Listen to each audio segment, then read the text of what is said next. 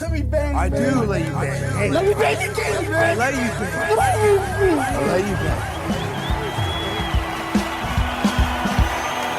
Greetings, marriage and virgins. Go for Jesus. No forget Jesus, people. Hey, I'm not surprised, motherfuckers. Ladies and gentlemen, it is time once again for your favorite mixed martial arts podcast. Recording out of Los Angeles, California, it's MMA Roasted with Adam Hunter. Who the fuck is that guy? All right, so here, Eddie, and I'm going to email Don and Sean, see if they're here. I always love when they're late. That way I could tell the whole story at the beginning again. Welcome to a brand new MMA Roasted Podcast. It's me, Adam Hunter, here with Bill Dawes, who's wearing a jacket with no sleeves. Yeah, baby. A lot of compliments for you on the podcast, by the way. A lot of really? People, yeah, a lot of people in the beginning, they were like, who is this guy? And now they've all come around. So a lot of positive. Thanks for sticking with me. Thanks for sticking with me, Adam. A lot of positive feedback, man. A lot of positive feedback. So anyway, how's your Wi-Fi? Okay. How's it to you? Is it all right? Yeah. I'm actually having a fucking crazy. It's been very stressful. I'll tell everyone about it, and then when Sean and Don come, I'll tell them again. But so I was supposed to do I asked my buddy who works at the UFC, hey, when's the big event, right? When's the big event end of the year? Because I always do my show that big event, and that's when the MMA awards are. And he told me it was 2 weeks ago, right? So that was the big event. So then I scheduled the LA comedy for that week, and then the next week I scheduled a cruise because I could take my family on a cruise if it's out of LA, but I almost rarely get the ones out of Long Beach. Because otherwise, I got to either, half the time I meet the cruise in the middle of the island, in the middle of whatever, Jamaica, and I can't do that. And then, or it's, it's just not going to work. And then my dad was going to come too. My dad's like, I'll come. My dad bought a cabin. I got my family signed on for a huge discount. I had that. And then everything was going to go great. Well, turns out my buddy at the UFC, it was just rescheduled, but it was flipped. So everything was the following week. So I ended up coming to Vegas and doing my shows the week before the big event. And I missed the MMA awards that I actually wrote. I wrote the MMA awards for the 15 years, and I can't go because I don't want to cancel the cruise. I'm getting paid, big money to the cruise. So now I wrote the sketches, I wrote the thing, and I'm not actually going to this thing, right? So it was just right? But I'm okay. It's family time. This was a Cyborg sketch too, right? Yeah, I wrote the Cyborg one. I wrote another one with Angela Hill that they haven't released yet. And I went with Michael Chiesa, right?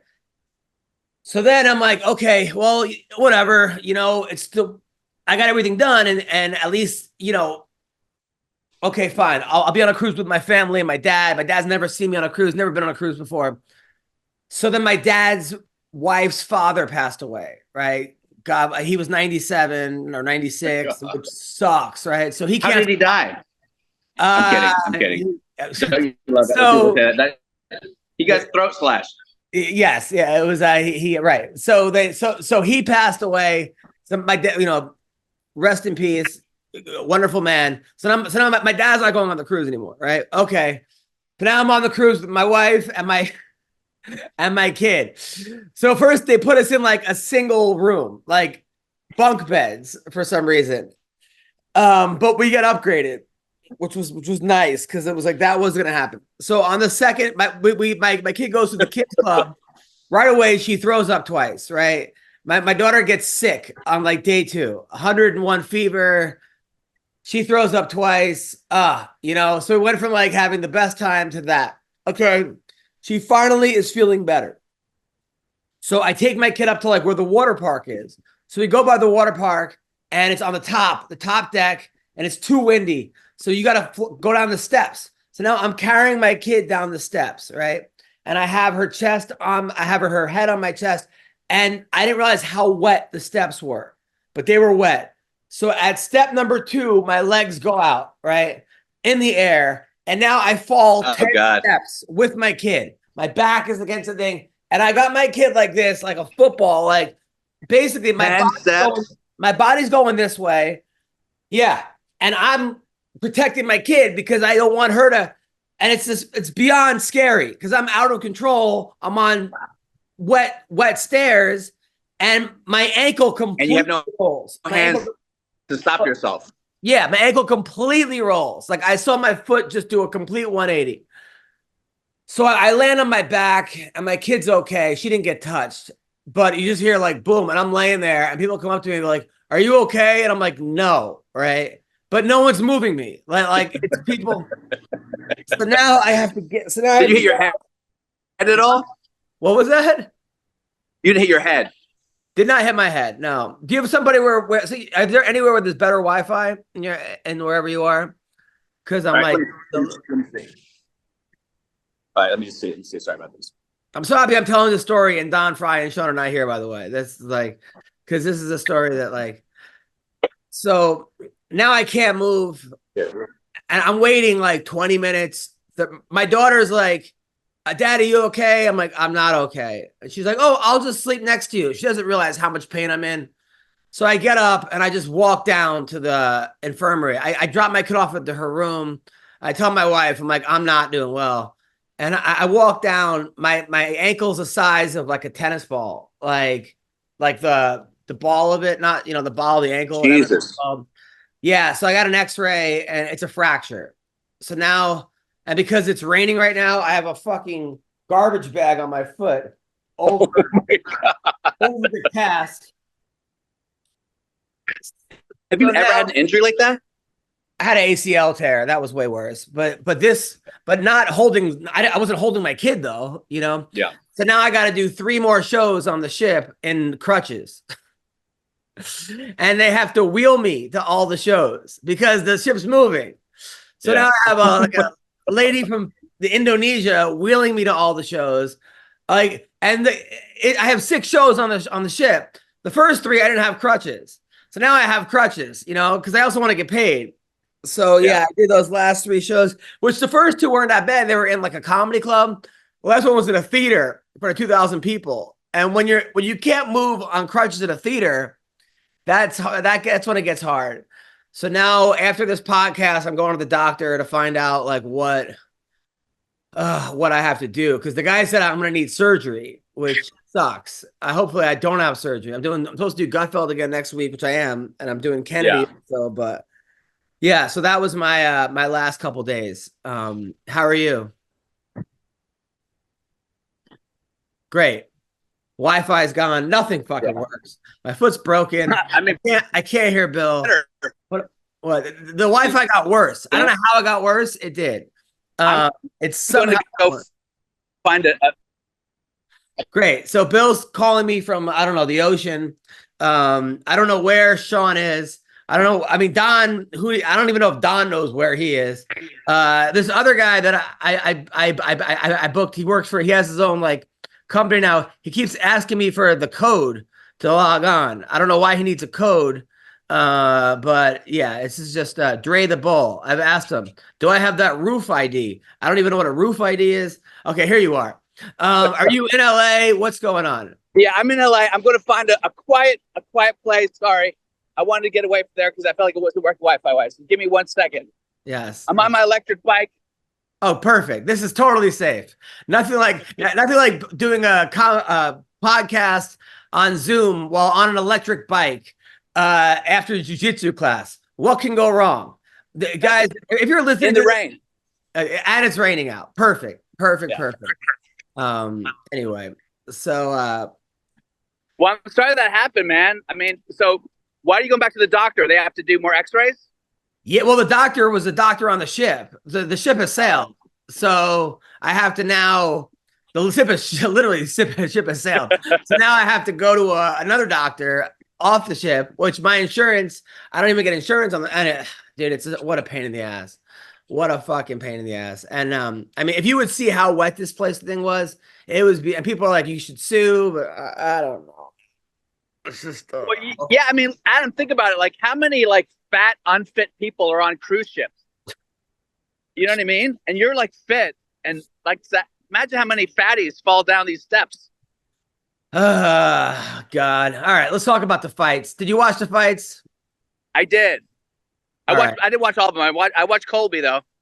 All right, so I have a lot of thoughts about this, man. Look, Colby Covington is a friend, and I had him on the podcast back when it was his first thing. And this is, I think, a situation where sometimes like success is the best thing and the worst thing to happen to you, because the Colby Covington that was fighting his mid-career, the guy that beat RDA, the guy that beat Tyron Woodley, the guy that was just beating people up and had this, was not the same Colby Covington we saw. Now, obviously, Leon Edwards is better, and people are like, well, those guys were past their prime. Doesn't matter. It was how Colby looked. He wasn't throwing a third of the punches he was throwing, and I think that he was scared to lose. He was fighting like he was scared to lose. He wasn't fighting like he wanted to win. Felt like he didn't want to get knocked out. This is not boxing where there's 12 rounds, where you can give away the first 2-3 rounds and catch up the last 9. Giving away the first 2 rounds is a terrible strategy, and I don't think you can find a coach out there that'll say, "Yeah, no, take off the first 2, come out the last 3." It's just that's not the way you fight. Is that what he actually did, or that was just what it looked like?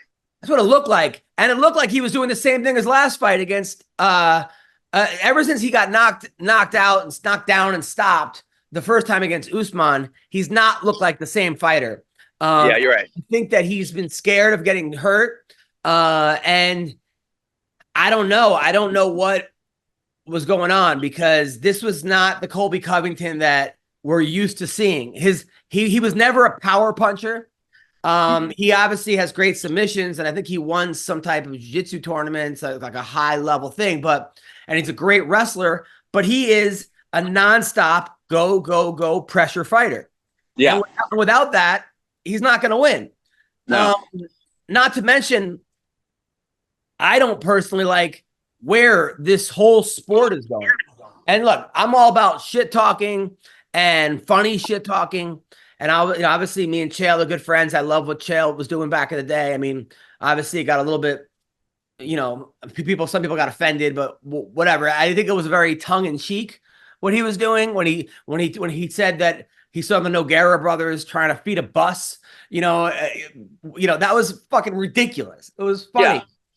But this level of the problem is like, basically it's like people doing stand-up comedy for the first time, going to an open mic where they're like, oh, I'm just going to be really offensive and people will laugh. Yeah. And then you realize that, like, hey, there's a certain likability factor. There's certain things you can say, because people are just going for, like, I'm going to say the most fucked up shit to the other person. And we're catering to the lowest common denominator of fan. Because when I watched that press conference last week, I mean, you had Colby saying, I'm going to send you to hell like your father. Okay. Obviously, Leon Edwards. That is one of the gnarliest things I've heard in a press conference, by the way. But that wasn't even like he said. Like, I didn't like it when he said that about Matt Hughes, when he goes, get out of the way when the train is coming, unless you're Matt Hughes, who had gotten hit by a train like 2 weeks earlier and was fighting for his life. I mean, and people were like, oh, that's hilarious. And I get people didn't like Matt Hughes, but I was like, Colby, what the fuck, man? I even said it to Colby, like, what the fuck? And, just because I'm friends with you doesn't mean I'm going to agree with what you do. And Leon Edwards, that was fucking terrible. But that wasn't even the whole like Mayhem Miller called me yesterday. I haven't talked to Mayhem. He sounds great, by the way. Oh shit. Is he out of Now that it's summer, you might be looking for wholesome, convenient meals for sunny, active days. I know I am, okay? And Factor, which is America's #1 ready-to-eat meal kit. Not number 2, #1. It can help you fuel up fast with flavorful and nutritious ready-to-eat meals delivered right to your door. You'll save time, you'll eat well, and you'll stay on track reaching your goals, okay? Are you too busy with summer plans to cook? I am. It takes me forever to cook, and I ruin the meals. But I want to make sure that I'm eating well, and so should you. Well, with Factor, skip the trip to the grocery store and skip the chopping and the prepping and the cleaning, okay? While still getting the flavor and the nutritional quality you need. The Factor is fresh, never frozen. Ew. Their meals are ready in just 2 minutes. That's right, 2 minutes. Although when I do stuff in 2 minutes, My wife complains, okay, but not with Factor. All you got to do is heat and enjoy, and then get back outside and soak up this warm weather. Vitamin D, all right? Looking for calorie-conscious options this summer? You can try the delicious, dietitian-approved, calorie-smart meals with around or less than 550 calories per serving. That's nothing. You burn that off, I don't know, jogging, all right? You need an extra boost to support your wellness goals this summer? I do. We'll try the Protein Plus meals with 30 grams of protein. Hell yeah. Get rough. Look at these guns, people. All right. So check it out. Check out Factor. Head to factormeals.com/roasted50 and use code roasted50 and get 50% off your first box. That's half off your first box. That's code roasted50 at factormeals.com/roasted50 to get 50% off your first box. All right. Check it out. You're going to thank me later. I got this cute dog. She's teething right now. But she's adorable. All right. No more biting. You got to get some chew toys. So thank you guys so much. Hope you guys are having a wonderful day, and check out Factor right now. Not a jail. He's out of jail. He's in a program. He sounds much better. He sounds healthier. He sounds happier. And I was giving him a recap of everything, and it was like ridiculous. I'm like, yeah. So there was a press conference, and Sean O'Malley admitted that he lets his wife or his girlfriend sleep with other people, and he could sleep with other people. So then Sean Strickland called him a cuck. And then he said to Sean Strickland, well, you fuck your dad, because I guess he had been molested, or admitted he had been molested. So then the other guy was married to a 40-year-old who lives with her husband, and they took her last name, and she wrote a book on how to be a wag. And then Colby started out at the press conference, goes, who here has fucked Ian Gary's wife? I mean, that was how he opened it, right? So now we're getting into this weird spot where it's like women and children, at least with comedy, it used to be women and children were kind of off limits, unless it's Hunter Biden and that's the kid, and he's in but you just don't. Now, you could say Ian Gary's wife isn't off limits because she wrote a book, How to Be a Wag. And when you write a book, How to Be a Wag, you're now in your public domain. Public domain. Fair game. But I had a great joke about Sean O'Malley, a great joke about him and his wife or his girlfriend, or I don't know what they are. They're together, right? And so I know O'Malley. He's been on the podcast a couple times. He came to my show, and I'm like, oh, this will get a lot of retweets. But I DM'd O'Malley. I'm like, hey man, you mind if I make this about your wife? He wrote, ha ha ha. He liked the joke. He goes, man, I appreciate it if you wouldn't. She gets so much shit. She gets so many DMs. And I'm like, yeah, all right, cool. I'm not gonna, but that's because, and I'm a comedian, but I asked a guy, because I know him, but these guys are they're not even in the same fucking weight classes, and they're just like, your wife's a cuck. And O'Malley thanked me for fucking asking him. He's like, I appreciate you asking. And maybe I shouldn't be saying it on the podcast, but I'm just saying there's a way to do it where if you're going to bring up someone's wife, ask them, and it wasn't like I broke up. O'Malley was the one going around on podcasts saying people fuck. I let my wife bang other dudes. So at the same time, she seemed like she wants none of this. So I'm like, I don't feel comfortable bringing up other people's fucking wives and kids. Yeah, of course. But yeah, that being said, it's just becoming the Wild West out there. And do you think that people though, without us knowing, talk to each other and go, hey man, let's go after each other? No, I think some people do, let's promote the fight. I think that I think that some people are like, hey, let's promote the fight. But I think that Colby has gotten into this weird thing of I'm going to be a WWE wrestler. Yes. He's getting all his love from Trump supporters. They're holding him in the highest regard. Yeah. He's interviewing with Candace Owens. He's on all these shows. He's on, Tucker Carlson. He's on all these things. So he seemed way more into getting Donald Trump's approval than winning this fight. Now, that being said, going into the fight, Derek Brunson tweeted out, Colby looks like he had a bad weight cut. His voice is gone. Bet the house against him or something. And I go, you know what? He doesn't sound good. He doesn't sound energized. And I would not be surprised if he had the flu or something going into that. I wouldn't be surprised, because that's why he was trying to conserve his energy. And other people say, well, he's 35 now. He took 2 years off. You know, when someone's not fighting, I'm like, is he going to come back and be the same? People do get old overnight. And that's what Dana said. He looked old and he looked slow. Did he have excuses? Did he say that he had the flu, or did he say that he was? No. He gave no excuses. He goes, I won the fight. And then afterwards, he gets in there and he goes, you know, we got to close the borders and Donald Trump's the best president. And you're like, dude, nobody is paying to hear your thoughts on immigration. Nobody. No. Nobody. Particularly when you lose. Yeah, when you lose, you look like an idiot. And the problem was that he didn't go out there and give it his best effort like he did in the second half of the Usman fight. He went out there and looked like he didn't try as hard as he could. And that was the frustrating thing, is that you know how good Colby is. And maybe all this pressure is off him now.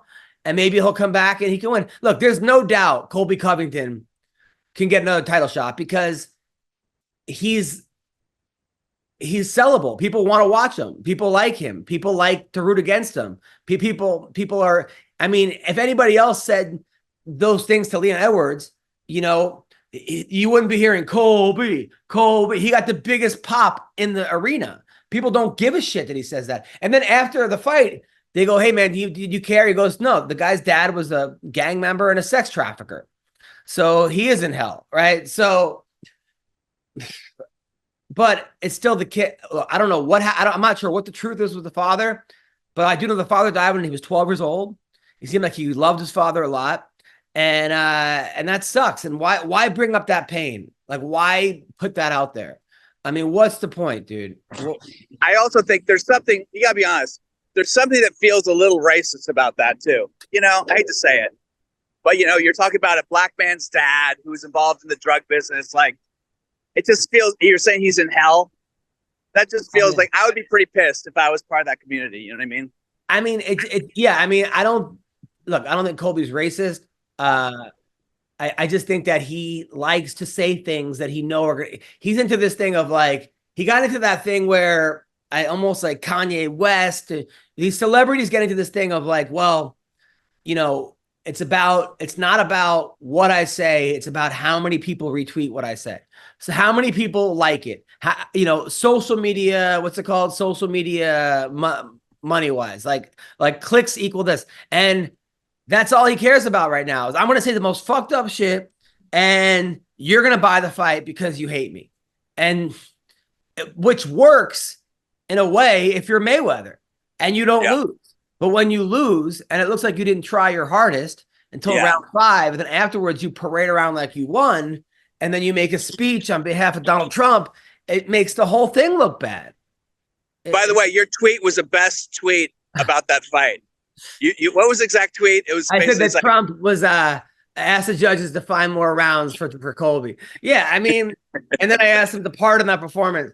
Look, I like, maybe I'm not a good friend, but like I like Colby, and me and Colby have been friends, and he reached out, you know, I had a buddy that fell off. His kid got really hurt. Colby made a video for the kid. You know, Colby texted, you know, when my stepmom passed away, I'm pretty sure he texted me, hey man. So when he got kicked out of his gym, I called him, like, he's come to shows. I like Colby as a person. I don't like this character because I don't think it's very authentic. I think he is a nice person. I think people that know him know that he's a nice person. And even during the weigh-ins, he was like, I was in character. That's he was saying that to Leon. It's like, bro, like, your fighting skills are the most important. Your fighting skills. Yes. So who knows? Who knows where he goes from here? I mean, it's hard to know because the people who talk the most are the ones who get paid the most. I mean, look, in jiu-jitsu, Gordon Ryan never shuts up and he gets paid the most. Conor McGregor is the most paid UFC fighter in history. Yeah, but Gordon Ryan doesn't lose though. He never loses. And McGregor, I think it's like wearing thin. The whole thing is wearing thin. And I just don't like where this MMA is going. I think that I liked it when you had the GSP. I'm not impressed with your performance. When you had Chael is ridiculous. Koscheck was kind of an asshole, but like, I don't know. I mean, there was the Brock Lesnar's of the world. Like, there's room for lots of characters. I don't think every character has to go into you were molested as a kid. You know, I just don't think that's what, you know, you're a cuck, your wife's a whore.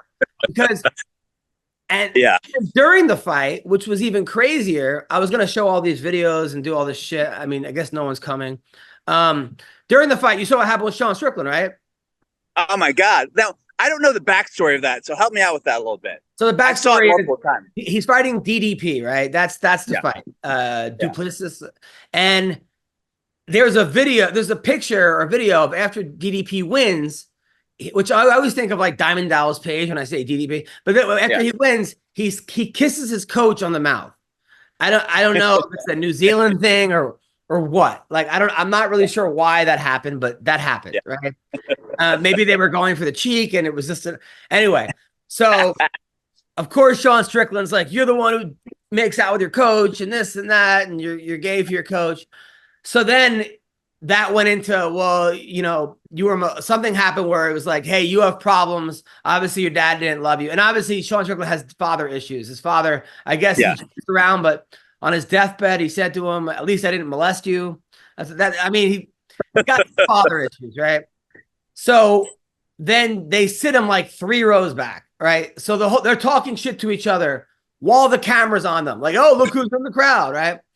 So Strickland turns around. DDP is talking. He tells what's his name's kids to get out of the way. Gilbert Burns' kids. Hey, shoo, right? To like a 7-year-old and a 9-year-old.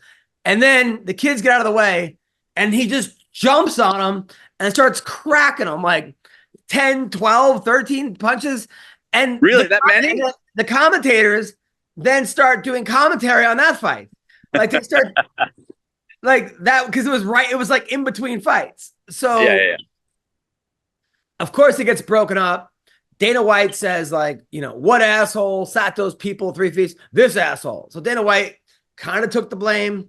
I think he also knows that, like, and this is just, you know, it used to be, I'm not a fan of this. I know that got a jillion hits and I guess you'd kind of like it, but now Strickland afterwards went on Theo Von's podcast and I guess he opened up to Theo Von and cried, talked about like his childhood.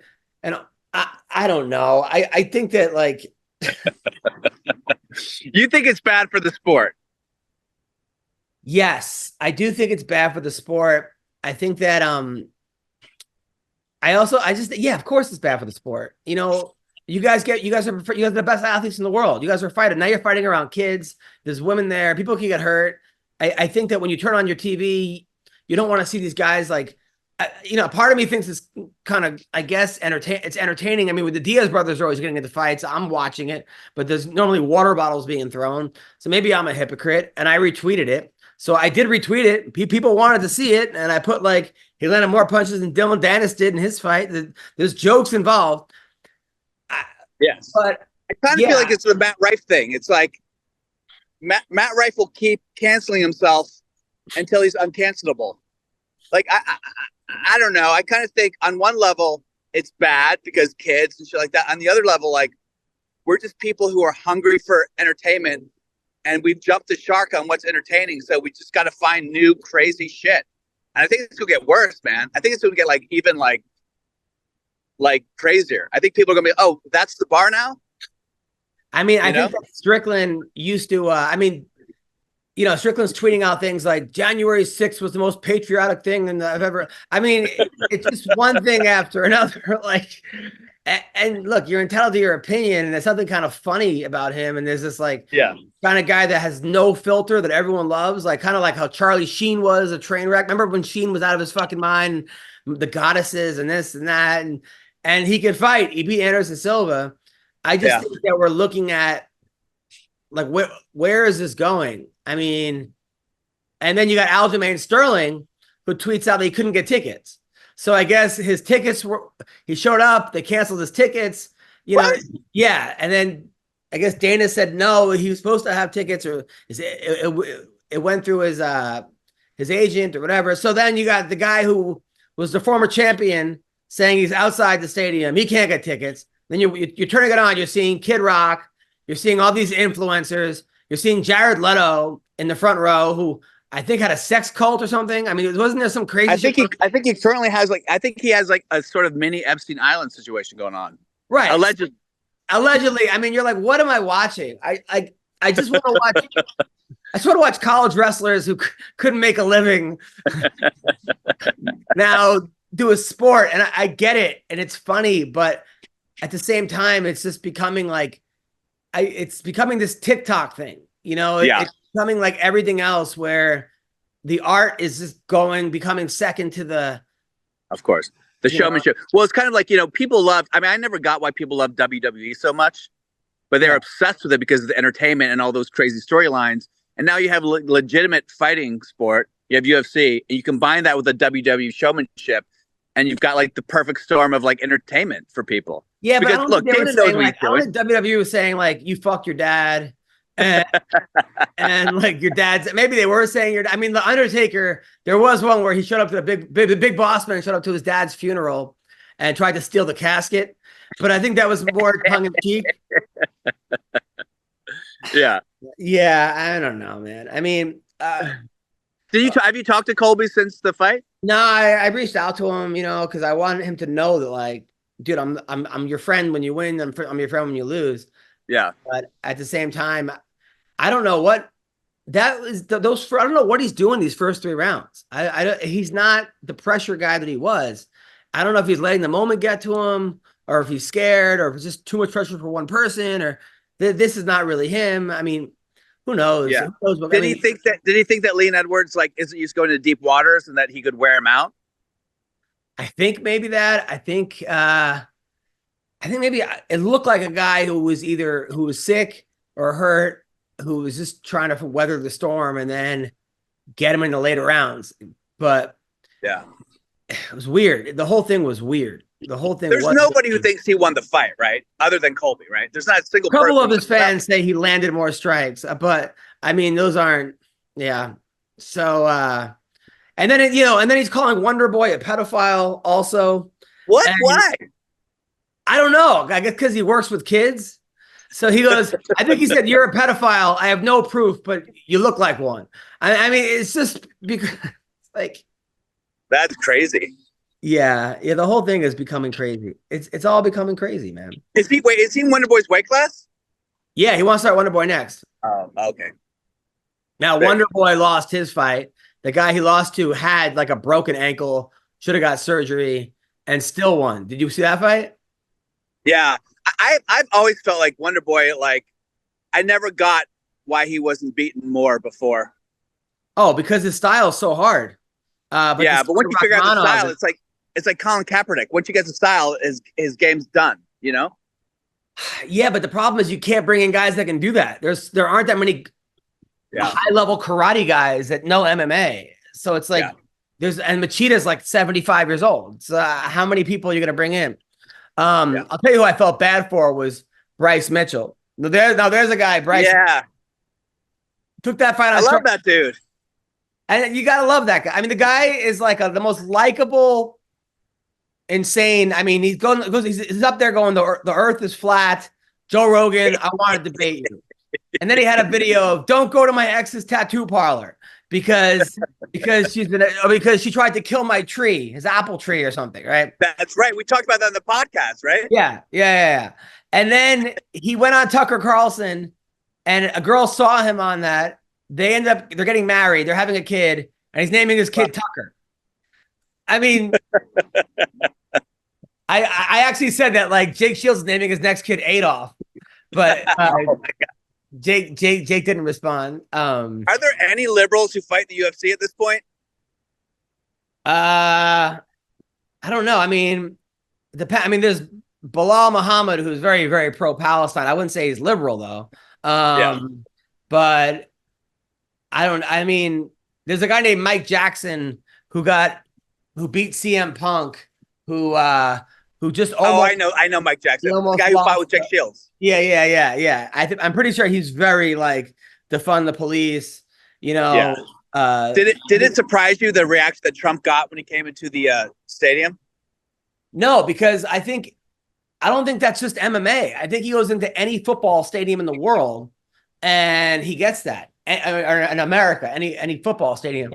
I think that, like when I was at the WNBA game and like Brittany Griner just got out of jail, and she got like a standing ovation, and people were like, but I don't think she would have got a standing ovation in a lot of other places around the country. Hold on. Yeah. I mean, if she was like, yo, Don, where are you, buddy? Don't worry, man. We'll do it again next week. All right, come on. All right. So like the Brittany Griner thing where like, I don't think if she went to Alabama versus whatever football game, she would get the same amount of love. She wouldn't get that 14 people standing up and saying ovation. Yeah. But no, it didn't surprise me. I mean, I think I don't see how Trump loses this. I think Trump has the overwhelming support of a majority of America. So you think he'll win the presidency or he'll win the primary? Oh, he's up by 60 points in the primary. I think, and then the presidency, I think he'll win pretty easily unless they make it so you can't vote, like in Colorado. If they make it so you can't vote, then if it's not on the ballot, if you have to write his name in, I don't think he'll win. So Don Fry, how are you? I'm good, but I think they're going to try and steal it like they did last time. I mean, it's obvious they stole it the last time. Hell, everybody, there was Trump parades on the road that ran for 5-10 miles. There was boat parades that went for a couple miles. Then they showed Biden, he couldn't even get 3 cars at his fucking thing. So they stole the damn election, and they're gonna try it again. Dun, dun, dun, dun. It's not a bird. It's not a plane. It's a ball trimmer sent from space. Gentlemen, our friends over at MANSCAPED have been working night and day to bring you a below-the-waist grooming experience like none other with their brand new Performance Package 5.0 Ultra, featuring the Lawnmower 5.0. We're talking about a next-generation trimmer with interchangeable blade heads for whatever shave your mind can imagine. That's right. Upgrade your grooming game to the Ultrasphere this year by going to manscaped.com for 20% off plus free shipping with code MMA Roasted. High tech for low places. Manscaped. I'm telling you, people, I use Manscaped all the time. My balls feel amazing. Amazing. Okay. If you have a girlfriend or a boyfriend and they put their balls, you put your balls in their mouth, okay, or they put their balls in your mouth, whatever it is, okay, you want your balls, you want them shaved, you want them feeling good. It's a whole new experience, okay? AI is cool, but I think this might be the biggest technological advancement the world has seen in the past decade.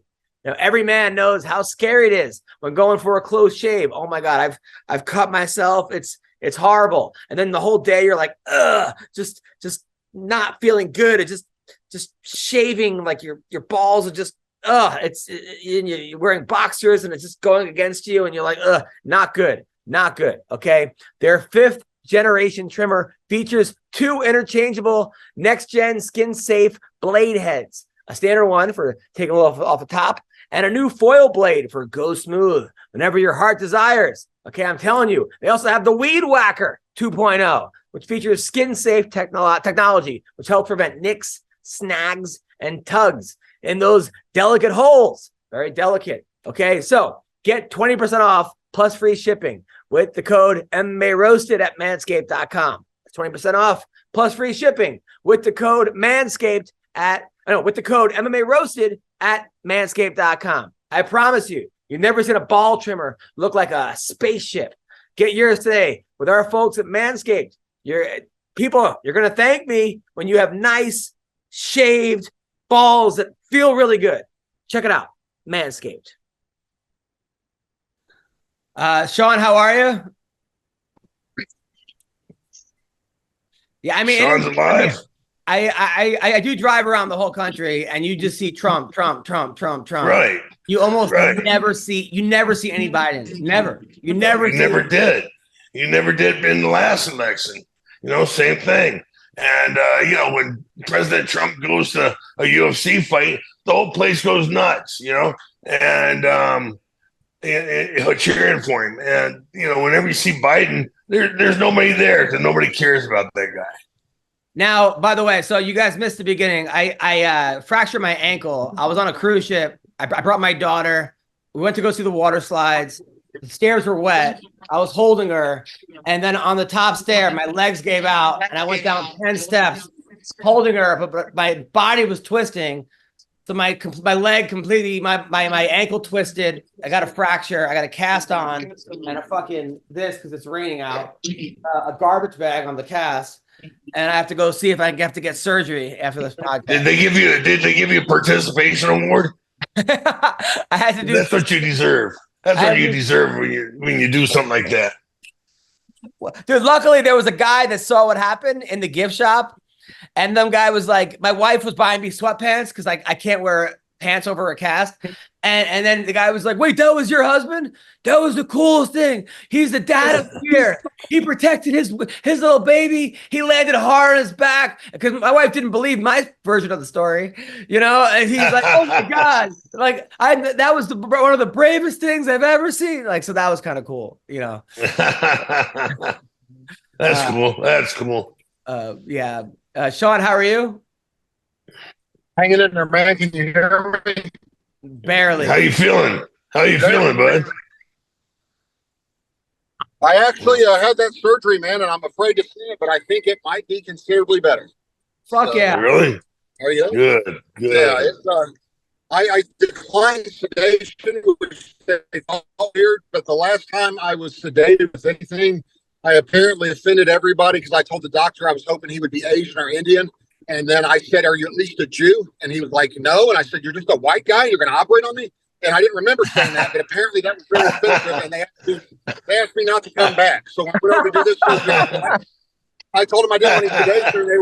They were like, we're going to open up your back. I said, I don't want any sedation, please. I said, local anesthetic's fine. I don't want to be under anesthesia. And they said, well, if you can take it, you can take it. I said, I can take it. But it was probably a bad decision halfway through when they started shocking me, burning off nerve endings. But if you can still hear me, I do have a great story real quick for you. Can you guys hear me? Yes. Yeah. I go to my regular doctor yesterday, the one that prescribes me pain pills, and she doesn't believe I had surgery. She asked me over and over again. Of course not. So she's like, so you had surgery where? And I was like, you wrote the referral to it, Lancaster, Ohio, Dr. Linehan. And she was like, when? I said, Friday. She goes, it's weird. I don't have any paperwork or any notification on that. I was like, it's weird on a Tuesday that 3 days later you don't already have paperwork. And she goes, well, if you're that much better, I guess we could just discontinue your Percocet, huh? And I was like, I didn't say I was that much better. I said, for the first time, I have any relief at all. This is actually a 4 surgery process over a year. I have to have the right side done. Then I got to go back 3 months later, do the left side 2 levels up, right side. I said, I also need a shoulder replacement, amongst other things. So maybe cutting off on my Percocet cold turkey after 12 years would be a little bit early, And so I read my after doctor's notes. It's patient claims he had surgery on Friday, 12/15. Patient claims he went to a Dr. Linehan. And so I had her, I said, by the way, I could tell she didn't believe me. I said, can you check my incisions? Because I want to make sure they're not infected. And you can see where I had a bandage. You can see where they're glued shut. I obviously had back surgery. She still didn't believe it. She was like, So he just went She's a fucking quack. Ohio had back surgery. Oh God. Yeah, I was like, that's the only attorney. Get an attorney. Fuck that. Yeah, I can't wait. Get an attorney. She's a quack. I'm going to a fax machine later on today and faxing her all my post-op care. And I'm going to send them some videos of me talking to the doctor and what he said after. I recorded him telling me what to do and not do. But it's patient claims he had surgery. Well, did someone else open up my back with inch-long incisions? It's so stupid, man. You can't you just can't take a picture and email it? Why did I have a fax machine? They won't know. They only take fax at my doctor's office. That's how up to date they are. They want fax proof. They that doctor needs to fax us the paperwork. And he thought I was going to be nervous about. Patient seemed very evasive with his answers and seemed nervous and anxious ×3. I'm like, I seemed nervous and anxious. Like, I just thought it was odd. You were questioning whether or not I actually had surgery. Like, that seems to be a weird, because why would you go all the way to Ohio to have surgery? I was like, remember, I've only been to this doctor twice. I said, remember, you wrote the referral to it. That's as close to my house as they offer that procedure. But I got to see, man, on a big, I stayed awake, so I saw on a big 60-inch flat screen. He was like showing me, they look in your spine with the camera. He said, you see that thing that looks like a flower with little red vessels run through it? I said, yeah. He said, that's your medial branch nerve or whatever it is. He said, I'm about to, let me know if you feel this. And I about came off the table when he lasered it off. It like explodes inside your back. Like you just see blood go everywhere on this camera. And then they start doing that. And it felt like being electrocuted. And I kind of jumped. He goes, believe it or not, that's good that happened. You felt that, you know? He said, that's a good reaction. That means that's a very good curve.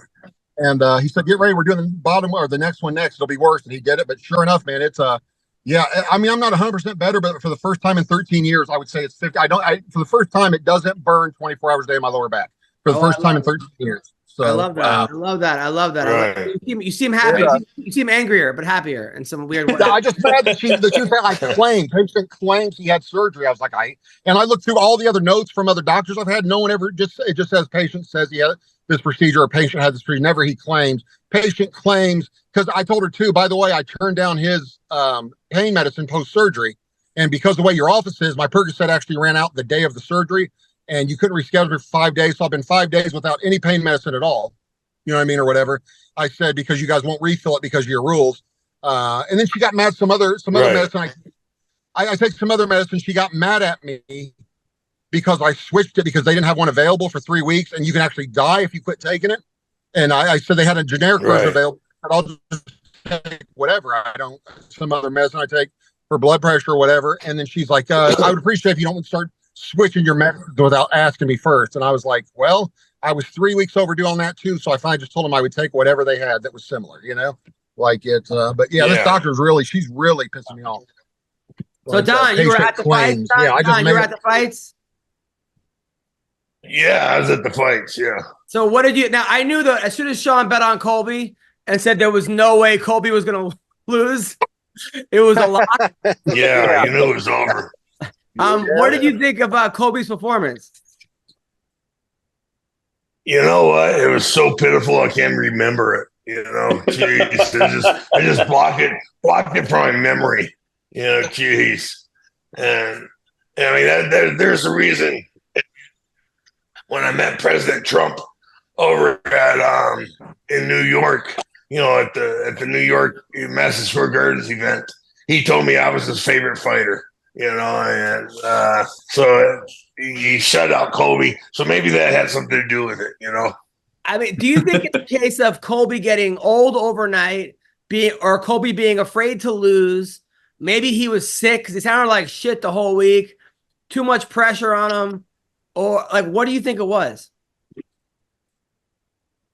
had to be the sickness. I mean, if he felt sick, I mean, you don't understand how much something like a simple cold can tear down your body. You know, when you're training at such a high level.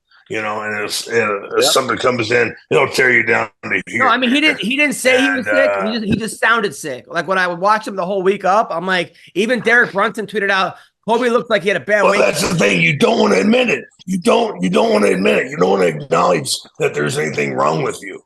Yeah. You know, even when there is something wrong with you, because what it does, it fucks with you mentally. Yeah. It's like when a fighter complains to the referee, he's out of the fucking fight. It's over.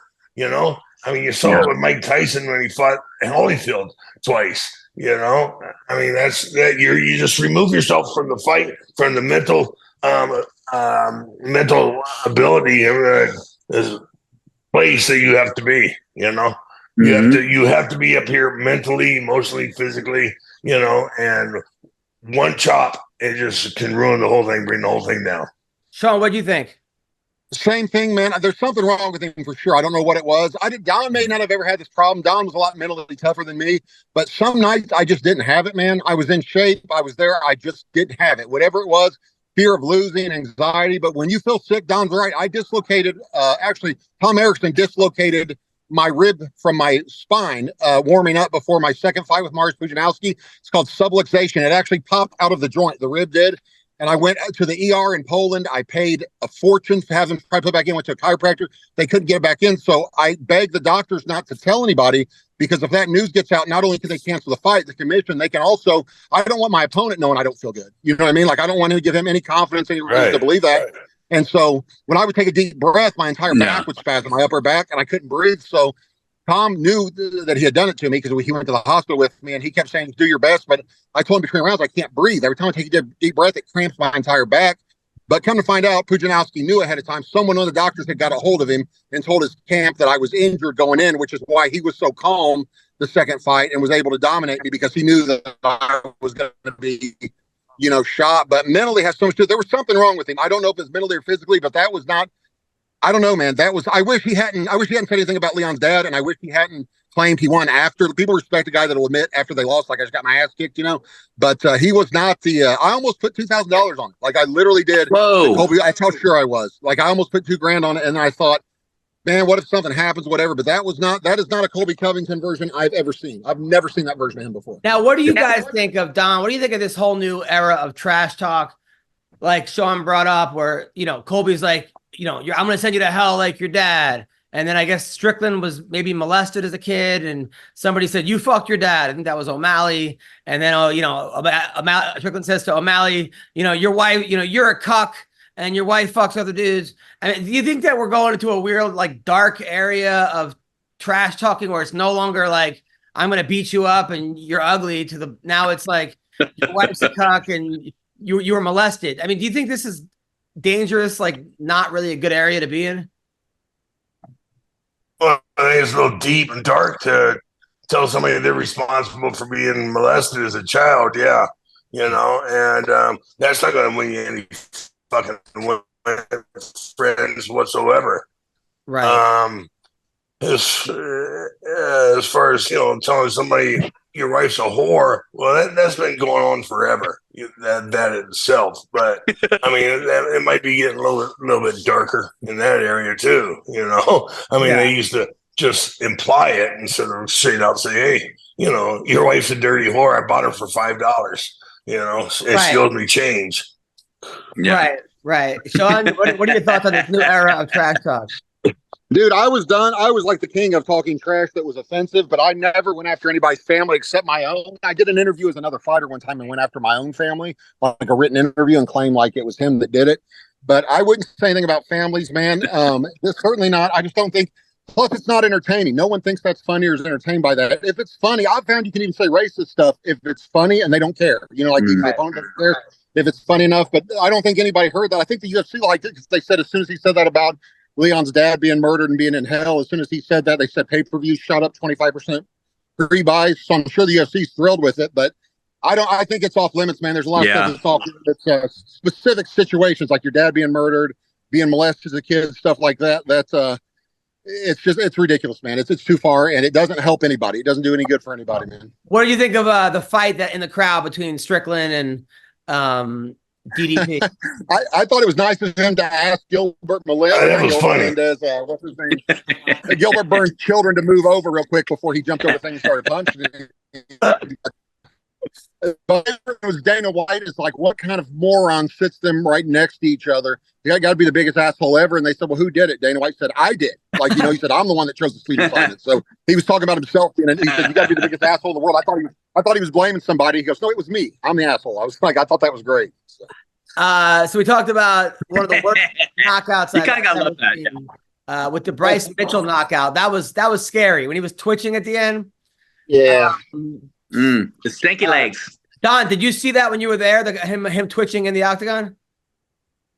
Yeah, I did, but I was too drunk to worry about it, and went on to have my next drink right away. So the guy's twitching in the octagon, and you're like, "Oh, I need another drink." That reminds me. I need a refill. Yeah, I'm still moving, so I'm not where I want to be. Now, Tony Ferguson had David Goggins in his corner, right? You could see during the fight, there's a video of David Goggins just saying, get up, get up. That's always great motivation. Great instrumental information to give a technical information to give your fighter. Get up, don't let him take you down. Don't let him punch you. Okay. I mean, punch more than he punches you. And you know what's his name had Wonder Boy had Jack Black in his corner. Like, at what point are we just gonna go, all right, fuck it, we're not gonna have corners, we're gonna have celebrities and porn stars? I mean, I know Jack Black does karate and he can kick, but like, what are we doing here? Like what are we doing? Like Jack Black and David Goggins. I had Reggie Warren Jr. in my corner for the co-main event at UFC 124. Which, if you don't know who he is, neither does anybody else. So I didn't realize he wasn't famous at all, and I thought I could get like a celebrity corner guy, and I got somebody as unfamous as me to corner me. So, I mean, Don, would you ever have Jack? I had Robert Ramirez. I had Robert Ramirez in my corner for one fight, and it didn't go over very well. Isn't he? Who's Robert? Isn't Ramirez a film director? Who's that? No, he was a Beverly Hills Strangler, Hillside Strangler. That's right. The night Strangler. Wait, who was he, Bill? Yeah, that was a waste. He had a nickname called what was his nickname again?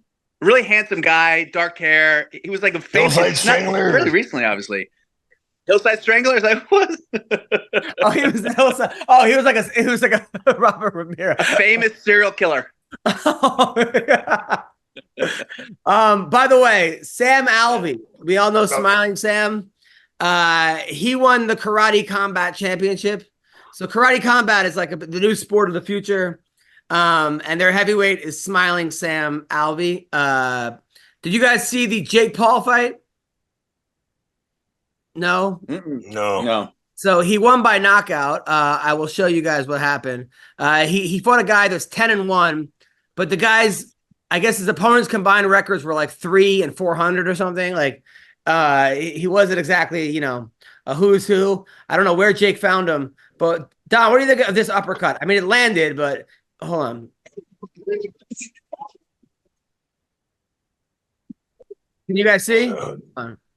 Jeez. Yeah, you can see that. You can see that from behind a closed door. Oh. Now, I mean, they say don't throw a lead uppercut, right? Isn't that what they say? But it worked. It landed. They say a lot of things, but you're fighting a guy who's technically blind. You can throw anything you want. And then what did you think of the what's it called again fight? There was a couple good fights, by the way. What did you think of Andre? You watched Andre Philly? Were you there for that one, or was that too early? Or Cody Garbrandt? Probably too early. No, I missed it. We came in right after the Garbrandt. I missed it. All right. Who did you go with? A buddy of mine named Brian Pope. He's a real good buddy of mine. Almost like a brother. And we met, we were there, got there just as Boss Rutan got there. So we stood around talking to Boss for about, 15 minutes. It was easy.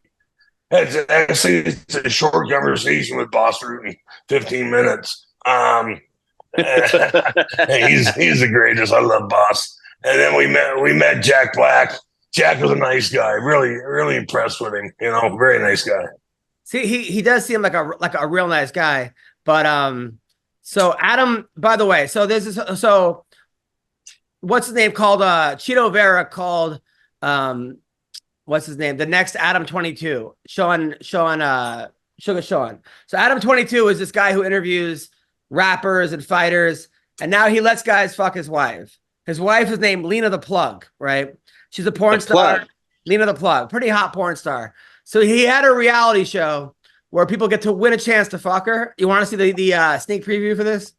Oh, for sure. All right, here's a sneak preview. Have you been reading my diary? Hold on. I'm Lena the Plug. I am an adult creator. My name is Adam 22, and I co-own Plug Talk with my lovely wife. We interview a different girl every week. And then we f them at the end. But we've only ever done it with other women. So we've arranged this whole challenge to find the perfect guy to be our first ever boy-girl threesome. Lena, I came ready to. You want to do a dance club? Oh yeah, I would love to see a dance off. Just got their porn. Let me get in the room about stuff. You want to get down? No. Get down. We're going to get you out of the situation. It's so long to get this proved on YouTube. It's called For the Love of Lena. Oh, God. I guess while they were having a threesome, a guy was banging her, and then he fist bumped the guy to show his support for the guy. Don, are we on End Times? Is this End Times right now, Don? Yeah, I think we pretty much had it. It's over. It's fucking over. You know, why get married? That's what I want to know. Why get married? Yeah. Oh man. So I mean, that's what I asked. Same thing I asked my ex-wife. You know, I mean, shit. We could have done that reality show. Shit. That was great. All right. Now, Jake Paul is obviously doing MMA now in the PFL, and Tyron Woodley wants to be his first opponent. Tyron Woodley says, listen, I stepped up and fought you on short notice. He got knocked out, which was horrible, but that's what happened. Who do you think wins in MMA, Jake Paul or Woodley? Don Fry. Oh, God, you hope Woodley would do it, you know, but it depends on what the contracts are on Jake Paul's side. If he has the same contract he had for his fight, you know, his boxing matches as he does for the fight matches, you know, so you can't submit me, you can't knock me out, you know. No, it's going to be full on So MMA. it's It's gonna be regular MMA rules. But I'm saying, how long do you think it? So obviously, Jake's a better boxer than Tyron Woodley, right? He does it full time.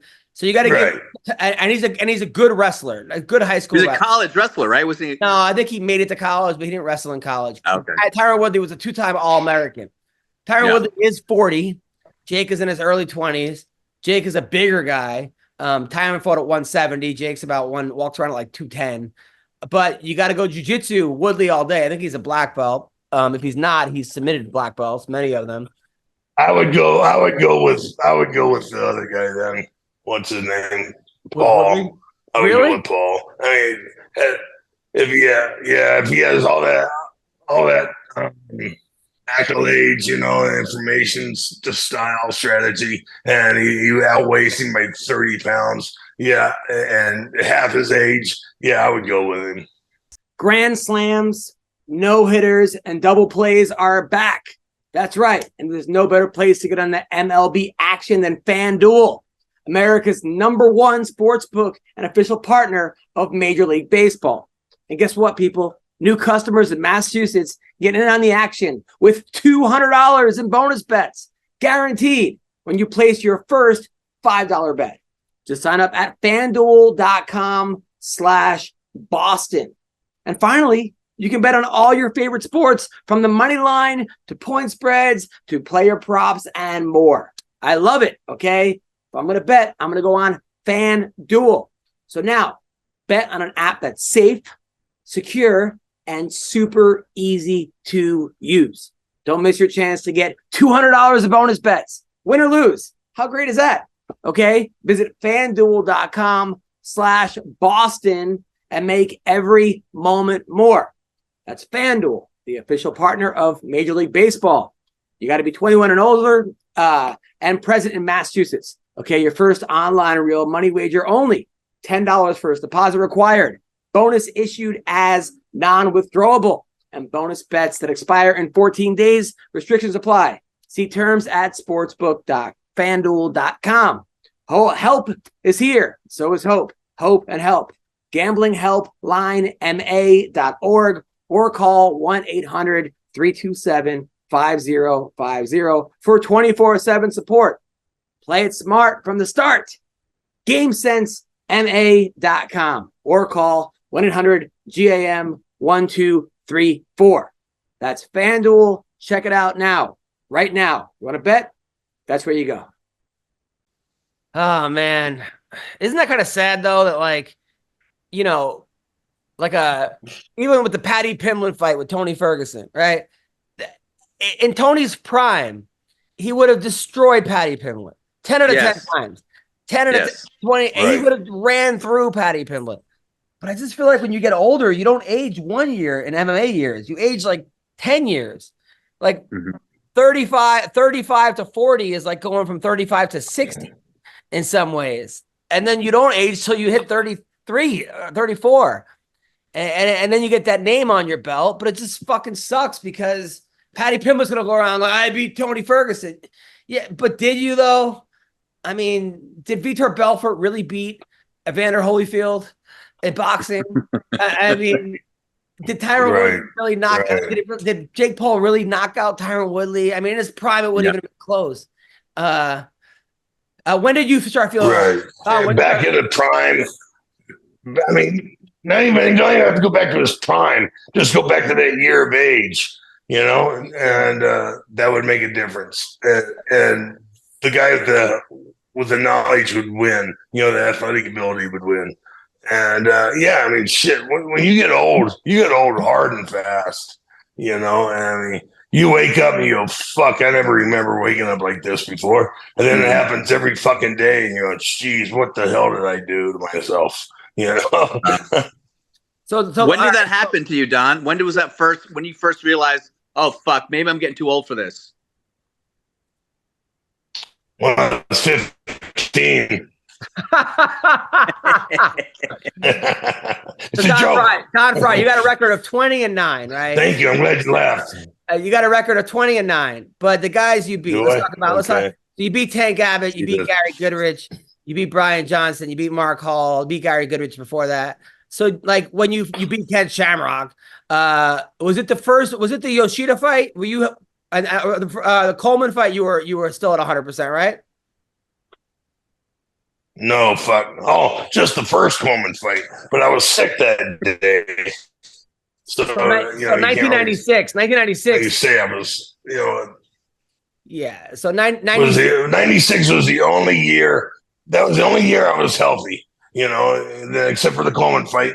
I was sick and dehydrated, and but yeah, you can't. I don't want to say or make excuses taking away from Mark Coleman. He beat the hell out of me. He did a great job of it too, and I mean, I barely beat Brian Johnston. I got lucky in that fight.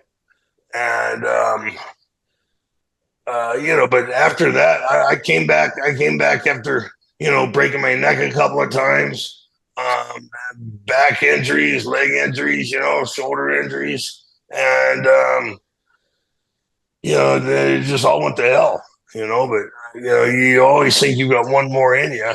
And sometimes you do, and sometimes you don't.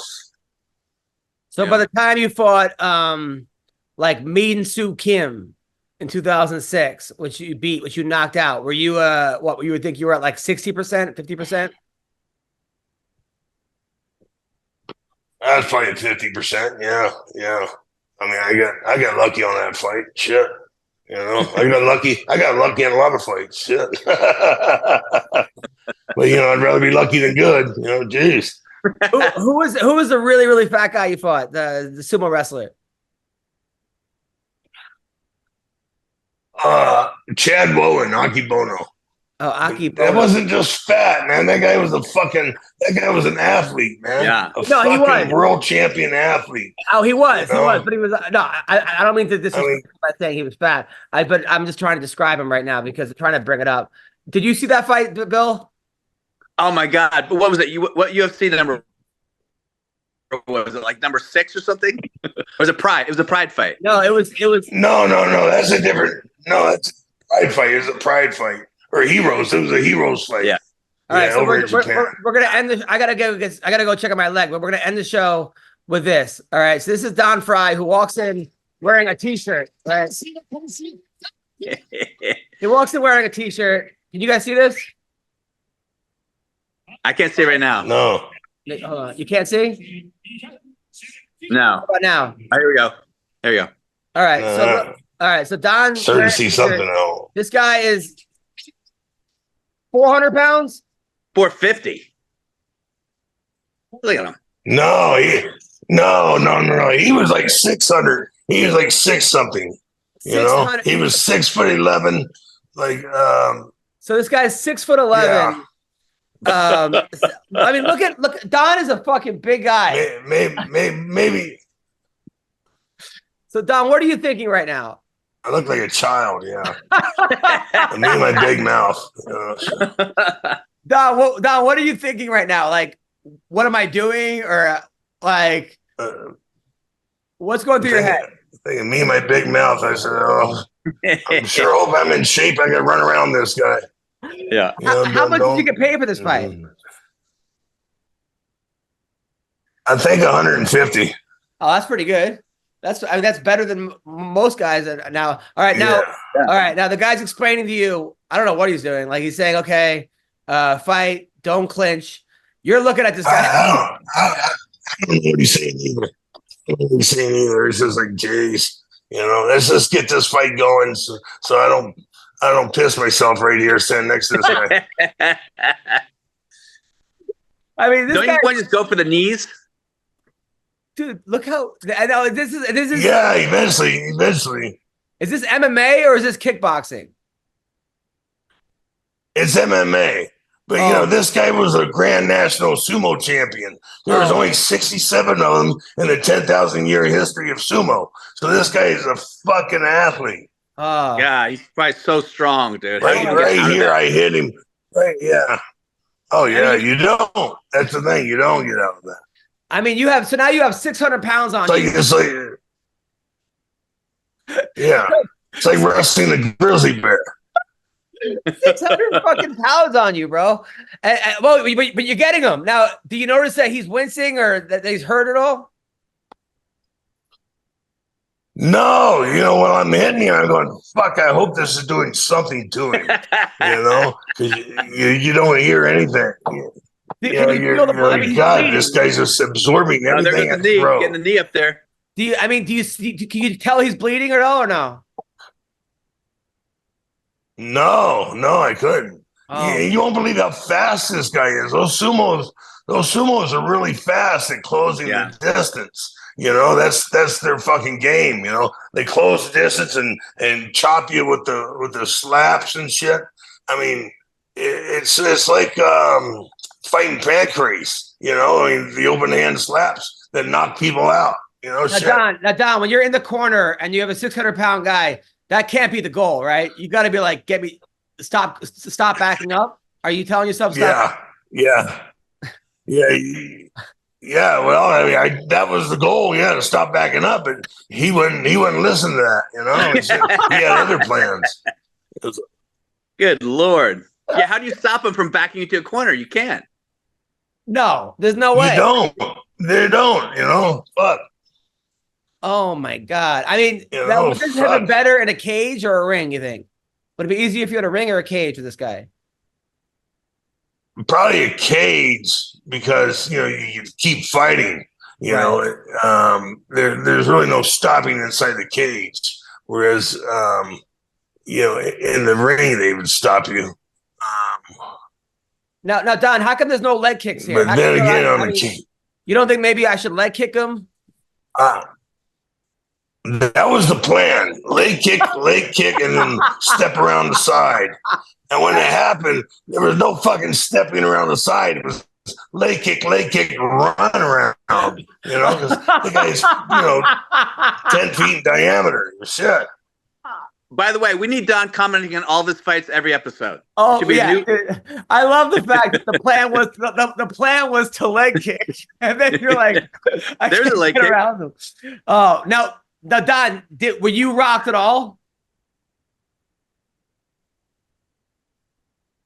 Yeah, I mean, my back was so fucked up. It was bad going in, but after this match, my back was so bad. It was I could barely like Sean. I could barely breathe. You know, I had trouble inhaling, and I ended up fighting another guy like 10 days later over here in Arizona, and I was still tired and worn out from this fight. I mean, look at the size difference. This guy's just a fucking monster. I mean, he just keeps laying on you. That's gotta suck. I mean, and then he's dripping all Oh, over. you bet your ass. Now it's like having. Have you ever had sex? Have you ever had sex with a big fat girl? Yeah, you know, in the summertime. It's just summertime. Yeah, there you go. Oh, okay. So you got out of round 1, and now what does your corner tell No you? air conditioner. What does your corner tell you? You're fucking up, boy. This ain't you're fucking up. You know, throw the kick, and move. Don't let him back you up. You know, he's controlling the fight. Now, is the crowd going crazy? Are they rooting for you or him? Oh, here we go. So yeah. And thinking this is my comeback fight after I had dealt with a pain medicine addiction. So this is my comeback fight from the addiction. So here we go. So now really, you're saying bring it on. Now you're taunting them. Now when you're taunting him, are you like, I gotta get it in his head? I gotta somehow defeat him mentally? Yeah, I gotta do something. Gotta do something different because this guy's whooping my ass. You know, so you know, I was at this point. I'm losing the fight. You know, because he's controlling it by backing me up and prevent me from hitting and kicking. You know, and obviously I'm not gonna try to take him to the ground. Oh, here we go. Back was so now bad, you're hitting him. You know, so. Yeah. Now you got him, and then you went into kind of like the Philly stance, right? The Philly, the kind of the shell defense here. You had your left hand down, right hand up, kind of the Joe Frazier. Nate. Fuck, Archie Moore. That's Archie Moore. Archie Moore. Archie Moore came up with that. And then he taught George Foreman that. You know. And but now, Doc, you're looking over here. Now you're looking at him, right? You're looking at him. You're like, this guy's exhausted. So now you have him. Yeah. Oh, fuck. Yeah, this guy's tired. I gotta make a move because this is only a 2-round fight. Also, so Got you know they made it a 2-round fight for his advantage. But like I said, I had just come back from an addiction, so it was my advantage too. You know, because I wasn't, I was probably 50%, maybe. You're the only guy I know 45. You're hooked on pain. You're hooked on pain pills, and you're like, I'm going to fight a 600-pound guy to get over my pain pill addiction. Oh, there you go. You're flipping it. That shows how fucking dumb I am. Here we go. Finally, the kick. Now he's exhausted. Oh, you got him. He fell down. You got him. Now it's happy over. are you right now? How happy are you right now? Oh, I'm so fucking happy. I'm like, geez, you dumbass, you should have done this 7 minutes ago. You know? Now you got him in a front headlock. Guillotine? He tapped. Wow. Oh, nice. Yeah. Wow. Fuck. Were you you can't get behind that guy and ride him. No. What's that? Were you surprised he tapped? No, because I knew I had it in position. You know, I knew. You know, that's why I didn't go around trying to ride him. There's no way you could have rode that guy. So I stayed up in the front and got the guillotine on him because I knew that was the way to get it done. And now here you are in the back. You are so happy. So what's going through your head right now? Oh, and I had bronchitis. I could barely breathe. There's another problem too. Is I had bronchitis. I always forget about that. So you can hear me. You know, I sound like I got a ball of Jello or piss cut in my throat. You know, shit. Don, who is this that gave you a hug? That was Gary Goodrich. Oh, that's pretty cool. Oh, nice. That was Gary Goodrich. He was back there. That's awesome. Yeah. Gary's such a great guy. I just talked to him the other day. He's up there in Canada, and I'm good to see him. Oh shit! I gotta get my passport photo. Son of a bitch. Well, listen. I'm good to see Gary next month. Well, that was one of my favorite parts of any podcast I ever did. Yes, I loved it. We got to do more of that. More Don Fry breakdowns. So Don, what do you got? What do you got coming up, Don? Yeah. Like I said, I go to Toronto next month for the UFC fight. Going to do another episode of Tea and Whiskey with Caroline Pierce, and for the Fight Pass show channel, and shit. Well, like everybody else, I got Christmas in a few days, so hopefully my kids will give me a call.